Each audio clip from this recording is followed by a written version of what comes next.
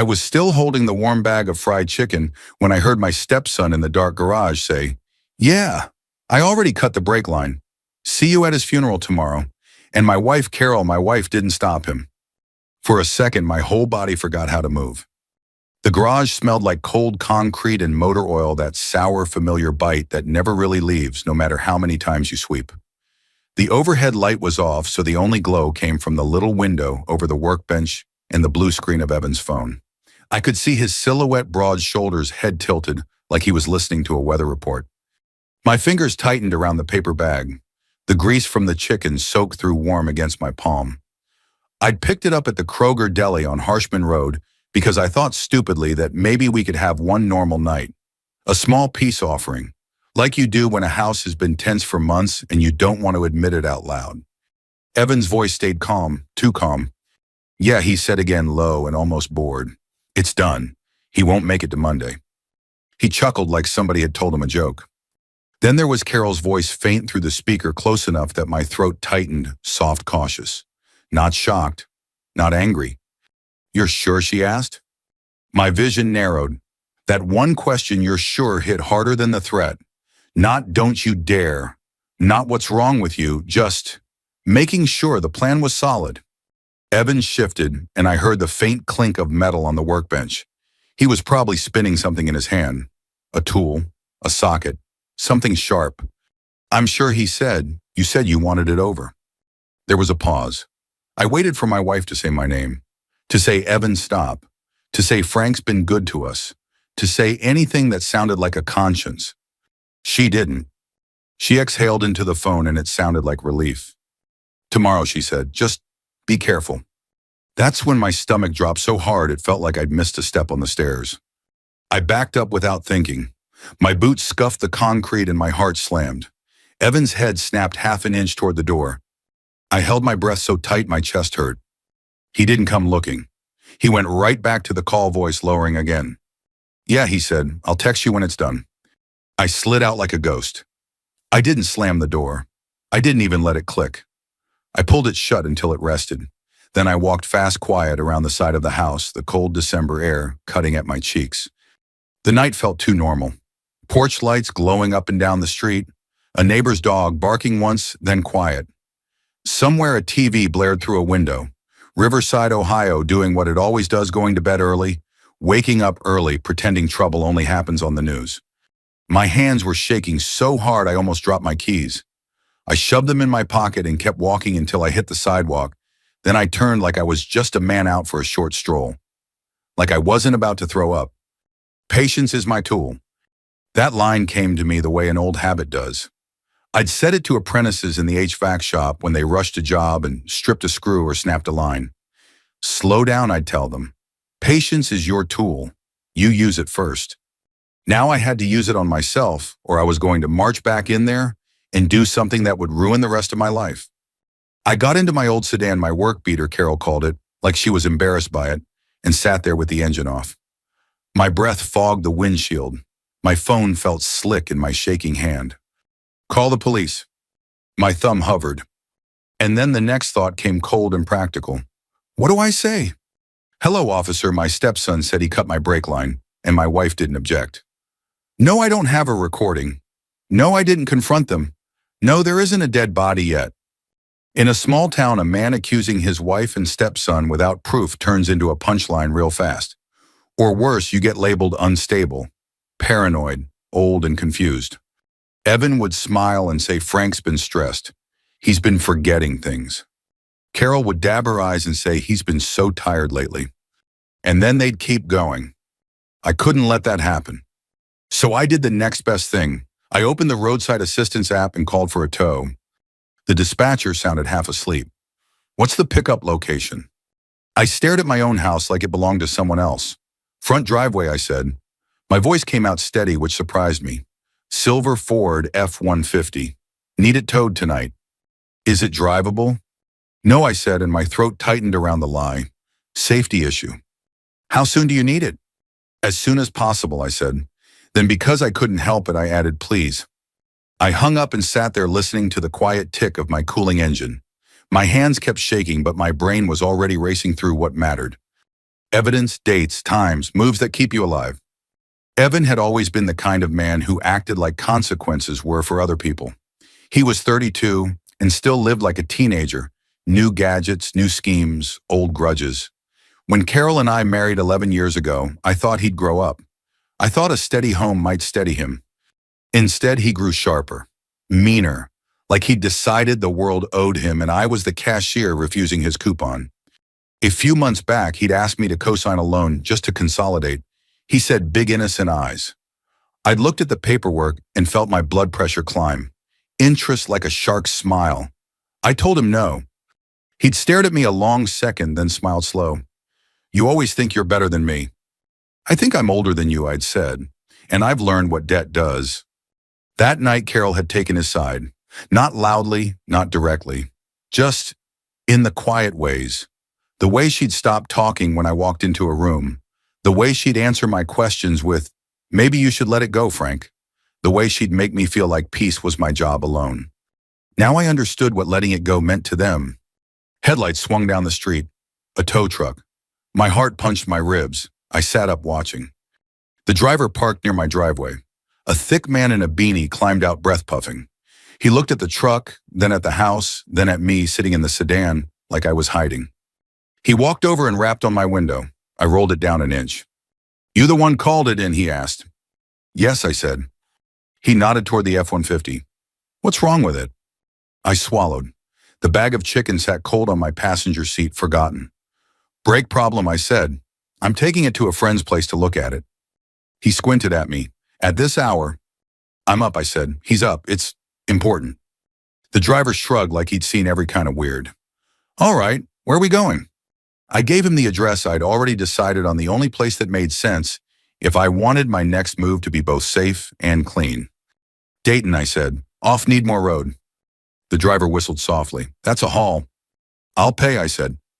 He nodded, went back to his truck and started the winch. The metal cable rattled. The sound made my skin crawl because it sounded like chains. I watched my F-150 roll up onto the flatbed. That truck had been mine before Carol and I ever shared a bank account. I'd driven it through snowstorms, through heat waves, through years that now felt like they belonged to somebody else. The tow lights blinked red against the houses. No one came outside. No one asked questions.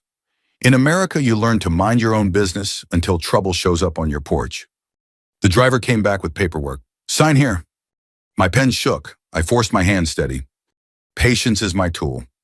When I finished, he tore off a copy and handed it to me.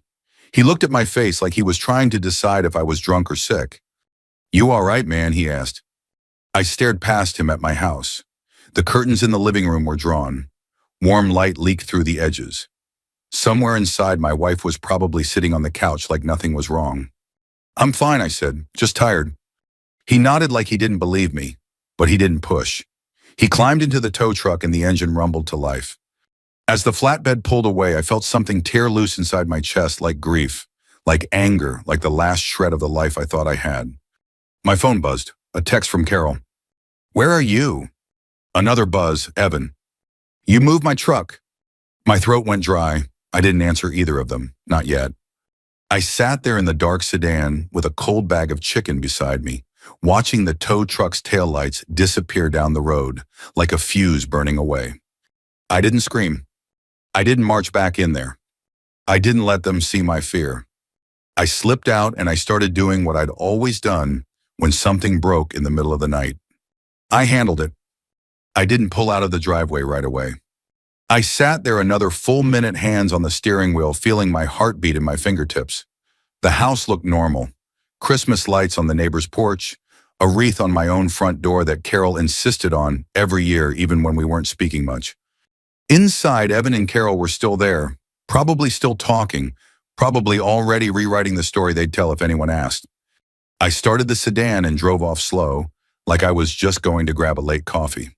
The air had that Ohio winter bite, sharp and damp, and the road shimmered in places where earlier rain had started to freeze. I headed toward Dayton, toward Needmore Road, because that was where Ray Mercer lived, Evan's biological father. Ray wasn't a friend, not really. But he was the one person Evan had always treated with a kind of cautious respect, the way a dog behaves around the person who trained it with a firm hand. Ray had been a mechanic for 35 years, retired now, hands still stained with old grease no matter how many times he scrubbed. He knew cars, he knew tools, and he knew Evan better than I ever would. If anyone could tell the difference between a brake line that failed and a brake line that got cut, it was Ray. And if Evan really had done what I heard, I needed a chain of truth that didn't start and end with my word. I needed reality, paper, timestamps, witnesses, the kind of boring stuff that holds up in a courthouse. Patience is my tool. The sedan's heater blew lukewarm air that smelled faintly like old dust. My knuckles stayed white on the wheel. I kept seeing Evan's silhouette in that dark garage, hearing the casual way he said funeral like it was a lunch reservation. At the stoplight on Harshman, I looked down at the greasy bag of chicken on the passenger seat. It was ridiculous, this warm, homely thing that was supposed to make a family night feel better. Now it felt like evidence from another life. I drove with the radio low, not for music, but for company. A local station out of Dayton was talking high school basketball, then went into a quick ad for a furnace tune-up My Old World, then back to the host laughing about how folks drive like they're angry at the weather. I wanted to laugh, I couldn't. The phone buzzed again. Carol. Call me, please. Then Evan again. Where's the truck, Frank? I need it tomorrow. Tomorrow, that word hit like a hammer. I didn't answer. If I answered, my voice would crack, or I'd say something stupid, or I'd tip my hand and give them time to change their plan. I kept driving, crossing the Great Miami River, the dark water sliding under the bridge like oil. I remembered being younger, before Carol, before Evan, when the worst thing I worried about was whether my back could handle another summer in attics and crawl spaces. Back when my first marriage had ended, not with betrayal, but with quiet exhaustion, two good people who didn't fit anymore. Now I was 58, and the person sleeping in my bed wanted me buried. Needmore Road was a strip of tired businesses and low-slung houses, the kind of place where people hang on to what they've got. Ray lived in a one-story brick ranch with a detached garage and an old Buick parked under a carport. A flag hung from the porch, stiff in the cold. I pulled into the driveway and sat for a second. My mouth was dry. My hands had stopped shaking, but only because something else had taken over, something calm and cold. I got out and walked up to the door. Before I could knock, it opened. Ray stood there in sweatpants and a flannel shirt, gray hair flattened like he'd been asleep. He looked me up and down, eyes sharp even at this hour. Frank, he said like my name was a question. What the hell are you doing here? I need to talk, I said. He glanced past me at the sedan. Where's the truck? On the way, I said, towed. That woke him up, his eyebrows jumped. Towed, why? Because I don't trust it, I said. I kept my voice steady. Can I come in? He hesitated, then stepped back. You better start making sense. Inside smelled like black coffee and old leather. The living room had a recliner, a small TV and shelves with framed photos. Evan as a kid holding a baseball bat. Evan at some graduation. Evan next to Ray at what looked like a fishing trip. Ray had kept the best parts. He motioned to the kitchen table. I sat. He didn't offer coffee. He just stared like he was waiting for me to admit I'd lost my mind. I pulled the tow receipt from my jacket and set it on the table. Ray picked it up, squinted, read the address line. You had it towed here, he said slowly. Why? Because you know cars, I said, and because I need you to look at something before anyone else touches it. Ray set the paper down. Frank, what's going on? I took a breath. The words stuck in my throat because saying them made them more real. I overheard Evan, I said, tonight, in my garage. Ray's eyes narrowed. Overheard him saying what? I didn't give the whole thing. Not yet. I just gave the part that mattered. I have reason to believe that somebody messed with my brakes, I said, on purpose. Ray sat back. The chair creaked. For the first time, he looked less annoyed and more cautious. You accusing Evan, he asked. I'm telling you, I'm not driving that truck, I said, and I want it checked by someone who won't sugarcoat it. Ray stared at me a long second. Then he stood up and walked to the counter where a small spiral notepad sat beside a landline phone. He flipped it open like he was about to write down a number. What do you want from me? He asked, not looking up. I want you to own the truck, I said. That got his head to turn. Excuse me. I already decided, I said. I'm transferring it, tonight. I'll do the paperwork first thing in the morning. I'll sign whatever you need. You'll be the legal owner. Ray's face hardened. Why would you do that? Because I said, and I chose my words carefully, I need a clean line. If something happens with that vehicle, I need it documented who had it and when. Ray's jaw worked like he was chewing on the idea. So you're building a case. I'm trying to stay alive, I said, and my voice went rough on the last word. Ray didn't speak for a moment. Then he leaned forward, forearms on the table. Frank, he said quietly, if you're wrong, if you're just scared, and you're dragging me into your marriage mess. I'm not wrong, I said too fast. My heart started up again. I slowed myself down. Ray, I'm not asking you to believe me. I'm asking you to look. He watched me and I could see the calculation in his eyes. Ray was a man who trusted engines more than people. Facts over feelings. Finally, he nodded once. All right, he said, I'll look. Then he pointed a finger at me. But you listen. If this thing is dangerous, I'm not driving it anywhere. I'm pulling it straight into the garage and putting it on stands. You got that? Relief hit me so hard my eyes stung. Yes, I said, that's what I want. Ray stood and grabbed his coat from a hook by the back door. Tow truck should be close. Already on the way, I said. He paused, then looked back at me. Why are you giving it to me, Frank, really? What's the catch? I met his eyes and let a little truth through. There's no catch, I said. Just do me a favor. Check it top to bottom before you even think about rolling it. Ray stared at me. Then his expression softened, not kindness exactly, but understanding. The kind you get from an older man who's seen what a bad kid can do to a family. He nodded again. Yeah, he said, I will. Outside headlights swept across the window. The tow truck had arrived. Ray moved toward the door and I followed. My phone buzzed again. This time it wasn't Carol or Evan. It was a missed call from a number I didn't recognize then, another and another. I looked at the screen as it lit up one more time. Ray Mercer. He was standing right beside me. He hadn't called. He hadn't even touched his phone.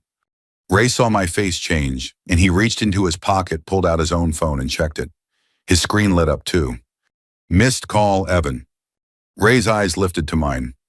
Your boy's looking for that truck, he said quietly. My stomach tightened. Yeah, I said, I know. And as the tow driver lowered the flatbed and the cable clanked like chains in the cold, I realized something I hadn't let myself think yet. Evan wasn't just planning to kill me. He was planning to do it soon. The tow driver didn't waste time. He backed the flatbed down metal winding chains, clanking loud in the quiet neighborhood. Ray stood with his arms crossed, watching every inch like he already owned the truck, which in a way he soon would. I stayed back near the sedan phone and my hand thumb hovering. My heart was beating too fast again, like it wanted to break out and run before I did. Ray waved the driver over. Set it right in front of the garage, he said. I'll take it from there. The driver nodded. You want me to drop it off or unhook it inside? Drop it, Ray said. I'm not driving it an inch. Those words steadied me more than anything else had all night. The truck rolled off the flatbed and settled with a heavy thud. The tow driver finished his paperwork, got paid, and pulled away, headlights disappearing down Needmore Road. Just like that, the street went quiet again. Ray wasted no time. He popped the hood, grabbed a flashlight, and slid a creeper out from the side of the garage. The man moved like muscle memory was doing the thinking for him. This was his language. I stood in the doorway, arms folded tight around myself, watching his boots stick out from under the truck. So Ray said from underneath, voice muffled, You want to tell me exactly what you heard? I swallowed. He said he cut the brake line. Silence. Then Ray rolled out halfway, propped himself up on one elbow, and looked straight at me. You sure that's what he said? Yes. And Carol? She didn't stop him. Ray stared at me a long second, then rolled back under without another word. His flashlight beam jittered across metal hoses lines. I heard him mutter to himself little half words the way mechanics do when they're thinking. My phone buzzed again. Evan, why is my dad calling about the truck? I didn't answer. Then another text came in, this time from Carol. Frank, please, this is getting out of hand. Getting out of hand. I shut the phone off and shoved it into my pocket. My hands were slick with sweat, even in the cold. From under the truck came a sharp intake of breath. Frank, Ray said. His voice was different now. Tight. Come look at this. My legs felt heavy as I walked over and crouched down. Ray angled the flashlight so I could see. I'm not a mechanic, but I've worked around machines my whole life. I know the difference between worn and broken, between old and damaged. The brake line wasn't frayed, it wasn't rusted through. It was cut. Clean, straight, like someone had done it slow, careful with the right tool. I stared at it until my vision blurred. That's not an accident, Ray finished. He rolled out fully and sat up, running a hand through his hair. That's deliberate. My stomach flipped. Even though I'd expected it, feared it, seeing it made everything heavier, more real. Ray stood and paced once, then stopped in front of me. When did you last drive it? Yesterday afternoon, I said. It felt fine. He nodded. Then it was done after that. My chest tightened. He said tonight. Ray blew out a long breath. Jesus. For a moment, neither of us spoke. The cold crept through my coat. Somewhere down the block, a door slammed. Life going on. Ray reached into his pocket and pulled out his phone. I'm calling the police. My pulse spiked. Wait. He looked at me sharply. Frank, this isn't a family argument. This is felony tampering. Someone could have died. I know, I said. Just let me make one call first. He hesitated, then nodded once. One. I stepped a few feet away and turned my phone back on. Missed calls and texts flooded in. I ignored them and tapped a number I'd saved years ago, but rarely used.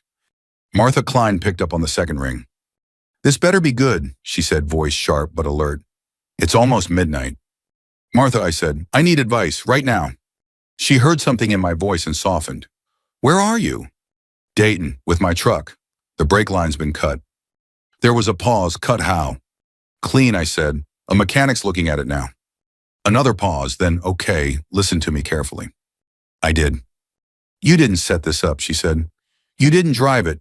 You didn't tell anyone to drive it. Correct. Correct. And the vehicle is no longer legally in your possession. It will be transferred first thing in the morning, I said. There's a paper trail. Good, she said. Very good. Now, yes, call the police tonight.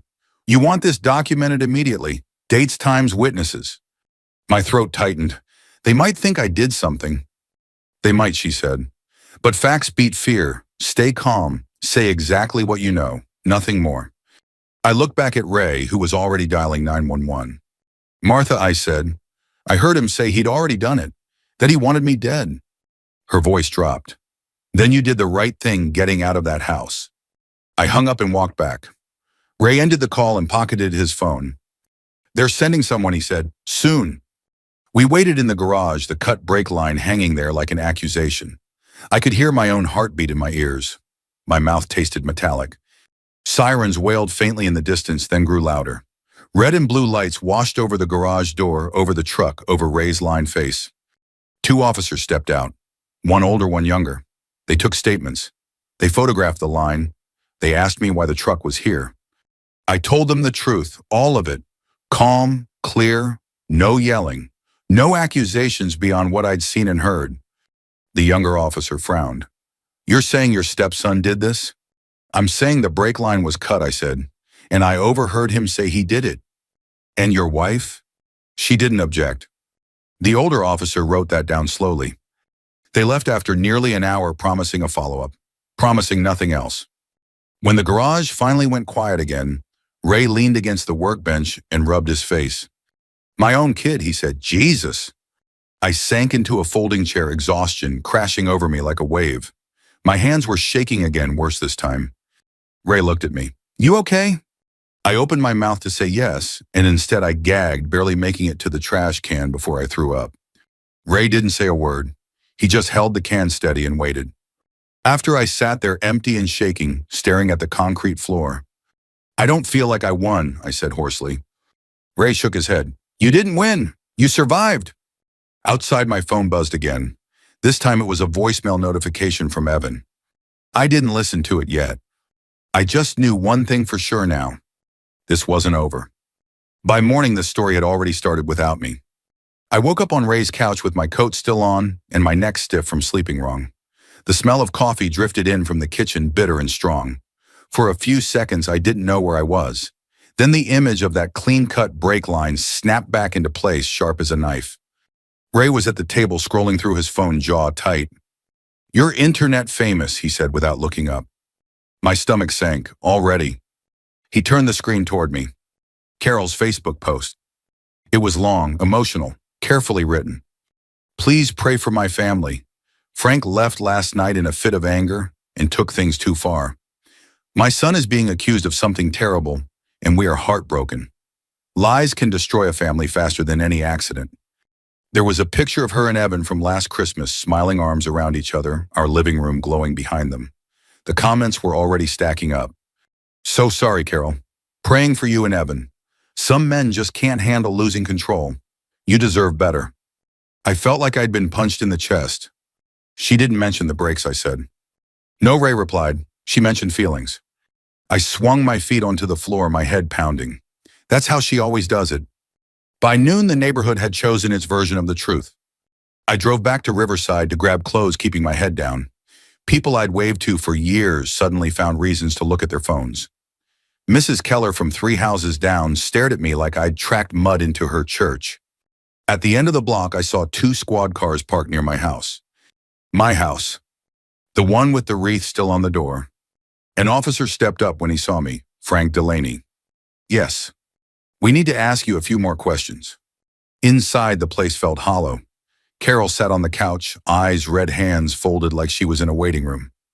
Evan stood near the hallway, arms crossed, jaw set. He looked calm, almost bored. You told them I left in a rage, I said, not to Carol, but to the room. She didn't look at me. You scared us. Evan smirked. Yeah, Frank, you've been acting weird lately. The officer raised a hand. Let's keep this respectful. I answered their questions again. Same facts, same timeline. I could feel Evan watching me like he was waiting for me to slip. Then he spoke. My stepdad hates me, he said, voice wounded. He's been trying to get me out of the house for months. That's not true, I said. Carol finally looked up. You said he needed to move out. I said he needed a plan, I replied. He's 32. The officer scribbled notes. When they left, Carol stood and pointed toward the door. You shouldn't be here. I laughed once, short and ugly. You planned my funeral. Her face went pale. You're sick. I walked out before I said something I couldn't take back. That afternoon, Ray called. Police came by again, he said. They talked to the neighbors. About what? One guy saw Evan in your garage late the night before.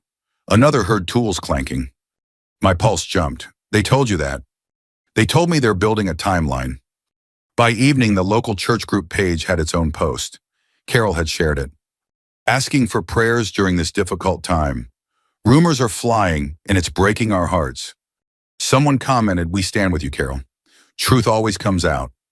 I stared at that line for a long time. Truth always comes out. That night, I sat alone in a cheap motel off Route 4, watching the parking lot through the blinds. Every set of headlights made my shoulders tense. I listened to the Evan voicemail I'd ignored the night before. Frank, he said, voice smooth. You really messed up this time. Dad's upset. Mom's upset. You didn't have to do this. We could have talked. Mom. He never called her that around me. I forwarded the voicemail to Martha with the date and time attached. 10 minutes later, she called. Good, she said. That helps. Helps what? Intense, she replied. And tone. He's not surprised. He's annoyed. The next morning, Buddy Harlan called me. We'd worked together for years before his knees gave out. Frank, he said, you're going to want to hear this. He'd stopped by an auto parts store near your house, he said. Same one Evan liked to hang around. Asked politely about camera footage. Explained he was helping with an investigation. They let me see it, Buddy said. Not officially, but enough. My heart thudded, and your stepson bought a tubing cutter 2 days ago. I closed my eyes. And Frank, Buddy added, your wife came in 10 minutes later, different register, paid cash. The room felt suddenly very still. She knew, I whispered. She didn't stop him, Buddy said. That night, the radio announced it. Police are considering felony charges in a brake tampering investigation involving a Riverside family. I sat on the edge of the motel bed, listening to my own life reduced to 30 seconds of airtime. For the first time since the garage, I smiled. Not because I'd won, but because the truth had finally gotten a voice. The courthouse in Riverside sits like it's been tired for 100 years. Brown brick, stone steps worn smooth in the middle, the kind of building that smells like old paper floor polish and winter coats that have been through too many Ohio storms. I'd driven past it my whole adult life and never once imagined I'd walk in there carrying the truth about my own family like it was a cinder block. Martha Klein met me out front, collar-up hair tucked into her scarf. She looked like a woman who'd seen every variety of human mess and had stopped being surprised by any of it. "You ready?" she asked. "No," I said, "but I'm here." "That's the same thing," she replied. Inside, people's voices bounced off the high ceiling. A metal detector beeped. A deputy in a tan uniform told everyone to keep moving. And there in a hallway lined with bulletin boards full of public notices, I saw them. Carol. Evan. Carol wore a navy coat and a cross necklace like she'd dressed for sympathy. She clutched a tissue in one hand, eyes red mouth set in that careful line she used when she wanted to look wounded but strong. Evan stood beside her in a clean button-down hair-comb face, smooth and calm. He looked like a guy waiting for a job interview, not a man who tried to turn my breaks into a funeral. When he saw me, his lips twitched just a little, like he couldn't believe I'd really taken this far. Carol's eyes met mine. For a heartbeat, I saw fear flash there. Then she replaced it with anger. "You don't have to do this," she whispered as Martha and I approached. Martha didn't even slow down. "Ma'am, he didn't do anything. He reported a crime." Carol flinched like the word crime burned. Evan smiled at Martha like he was charming. "Morning." Martha looked him over like she was inspecting a cracked furnace line. "Don't talk to me." We went into the courtroom and sat on the wooden bench. The room was smaller than people think. Not a big TV courtroom with dramatic music. Just a judge's bench, a few rows of seating flags in the corners, and a hum of quiet conversation that sounded like a church before service. I recognized faces. Mr. Keller from down the block, 2 women from Carol's church group, a guy I'd seen at Kroger 100 times. Folks in a small town don't miss a public show, especially when it involves a family that's been smiling at bake sales for years. My throat went tight. My hands started shaking again, and I pressed them between my knees. Patience is my tool. Martha leaned toward me. "Breathe. Let them watch. It's fine." "It doesn't feel fine," I murmured.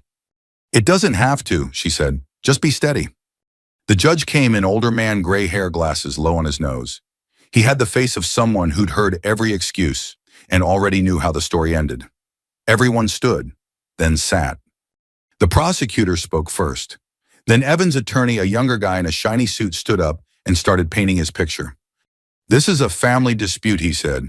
"A stepfather with resentment, a stepson being scapegoated, a wife caught in the middle." I felt heat climb my neck. Carol dabbed her eyes like she was on cue. Evan stared straight ahead, calm as a statue. Then Martha stood. "With respect," she said, voice clear, "this isn't resentment. This is a cut break line. This is a tow receipt. This is a timeline. This is an adult man stating he overheard a plan to kill him, and it is corroborated by physical evidence." The judge stared over his glasses. "We're here for a preliminary hearing," he said. "Not a sermon, but I'll hear what you've got." Martha nodded once. "Yes, Your Honor." Then the prosecutor called the first witness, a technician who'd examined the brake line after police impounded the truck from Ray's garage. He wasn't dramatic. He didn't need to be. He described the cut, clean, straight, not corrosion, not wear, a tool cut. The judge nodded slowly as if he'd expected nothing else. Evan's attorney tried to shake him. "Is it possible," he asked, "that the line was damaged by road debris?" The technician blinked like the question annoyed him. "A clean cut at that angle, no." "Is it possible it was an accident during maintenance?" The technician leaned into the microphone. "Then someone accidentally cut a brake line clean through and didn't notice. That's not maintenance. That's negligence at best." The judge scribbled something and murmured, "or something else." Next, the prosecutor played Evan's voicemail, the one I'd forwarded to Martha. Frank Evans' voice filled the room smooth as oil. "You really messed up this time." I watched the faces in the audience. A few heads tilted. People recognized that tone. Not fear, not surprise. Annoyance. Control. When it finished, Evan's jaw tightened for the first time. Martha stood. "Your Honor, we'd like to call Mr. Delaney." My legs felt like wood as I walked to the stand. I raised my right hand, swore to tell the truth, and sat down. The microphone was too close, making every breath sound loud in my own ears. I could see Carol across the room staring at me like I was an enemy. Martha's voice was gentle when she began. "State your name and age for the record." "Frank Delaney," I said, 58. And where do you live? Riverside, Ohio. Mr. Delaney, in your own words, tell the court what happened the night you called for the tow. I swallowed. My mouth was dry. The room was silent enough that I could hear someone's coat zipper. I'd stopped at Kroger, I said. Picked up fried chicken, trying to have a normal night. A few people shifted. That detail did something. Made it human, not just legal. I came in through the garage, I continued. The light was off. I heard Evan on the phone. I heard him say, "Yeah, I already cut the brake line. See you at his funeral tomorrow." My voice cracked on the last word, and I hated that it did. But it was real. Martha nodded steady. And who was he speaking to? I looked at Carol. I didn't want to, but I did. My wife, I said. Carol. Carol's head jerked and she whispered to her attorney. Martha's tone stayed even. How do you know it was her? I heard her voice, I said. 11 years. You know a voice. The prosecutor asked, did she object? I felt my chest tighten again, the same tightness as that night. No, I said. She asked if he was sure. A murmur ran through the courtroom, soft, startled like wind through dry leaves. Carol's face went pale. Evan's attorney jumped up. Objection, hearsay. The judge held up a hand. Overruled for the purposes of this hearing. We're evaluating probable cause. Martha leaned in. What did you do next, Mr. Delaney? I left, I said. Quietly. I didn't confront him. I called a tow truck because I didn't want to drive the vehicle. Why did you have it towed to Mr. Mercer's residence? Because Mr. Mercer is a retired mechanic, I said. And because I wanted someone who knows cars to look at it before anyone could claim I imagined it. The judge's eyes flicked to Ray, who sat in the back row. Ray nodded, once tight-faced. Evan's attorney stood and approached for cross-examination like a man itching for a fight. Mr. Delaney, he began, isn't it true? You've had conflicts with Evan. Yes, I said. Isn't it true you wanted him out of your home? I wanted him to be responsible, I said. He's 32. Isn't it also true, he said, voice rising, that you transferred a vehicle with a dangerous defect to Mr. Mercer? I felt a jolt of anger. Martha's hand lifted slightly calm. I answered steady. I told Mr. Mercer not to drive it. I asked him to inspect it before it moved. Ray's voice came from the back, low but clear. He did. The judge rapped his pen on the desk. Mr. Mercer, you'll wait to be called or you'll be removed. Ray shut up. Evan's attorney pressed.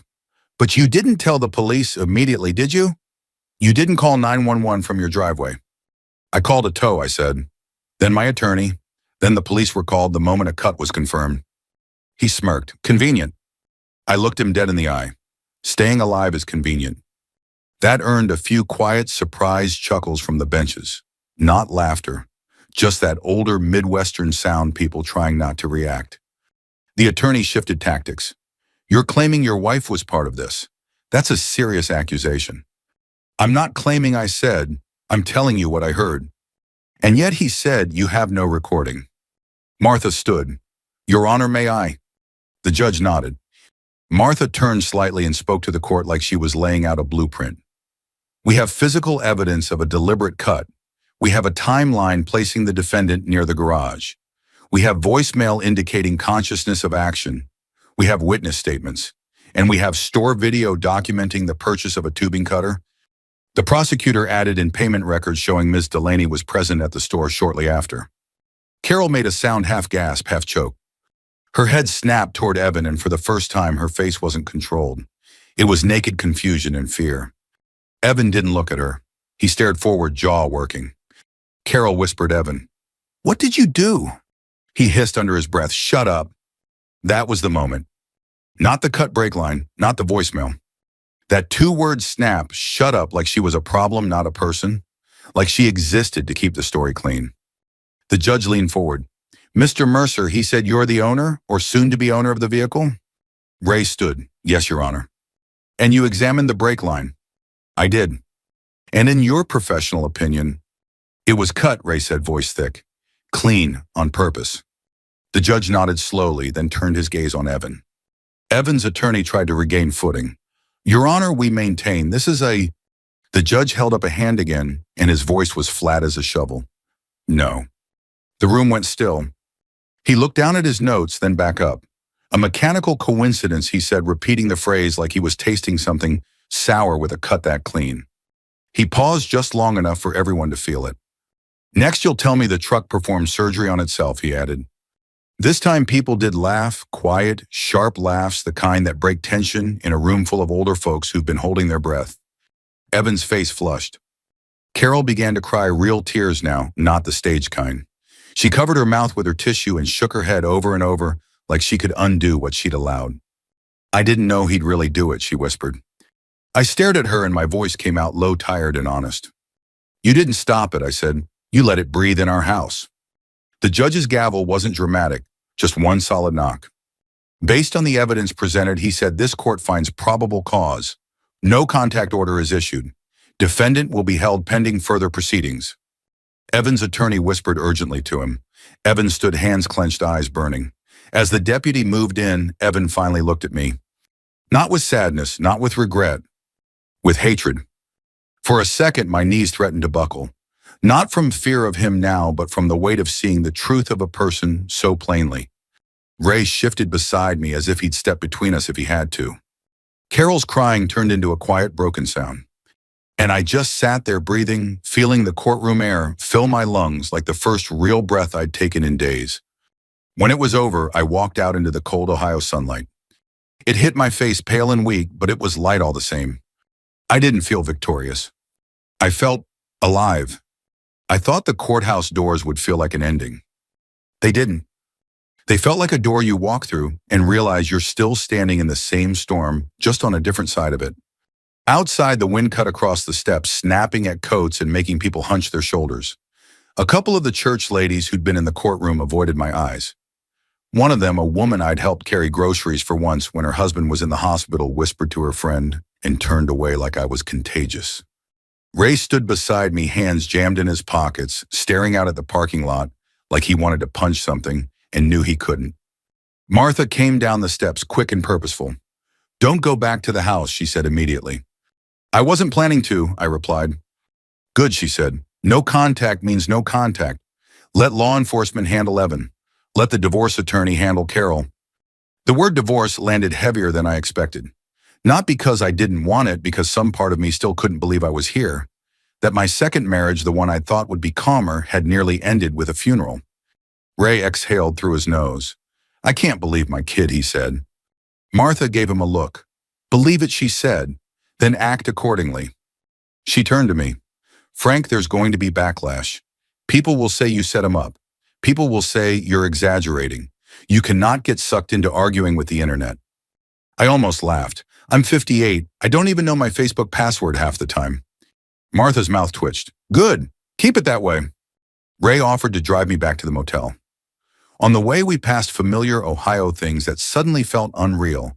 Casey's gas station sign, a high school football banner, on a fence, a church marquee that said, Joy is a choice. I wanted to stop and tell that church to update their sign. Joy is a choice, sure, but so is evil. At the motel, I sat on the edge of the bed and stared at my hands. The shaking had mostly stopped, but my body felt wrung out like a rag twisted too many times. That afternoon, I got a call from the detective.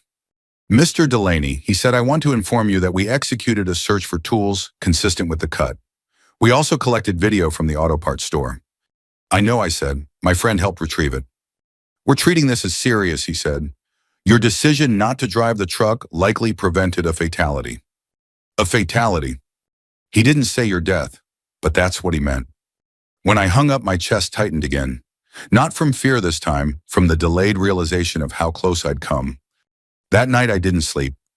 Every time I closed my eyes, I saw the garage, the dark, Evan's phone glow, Carol's voice asking if he was sure.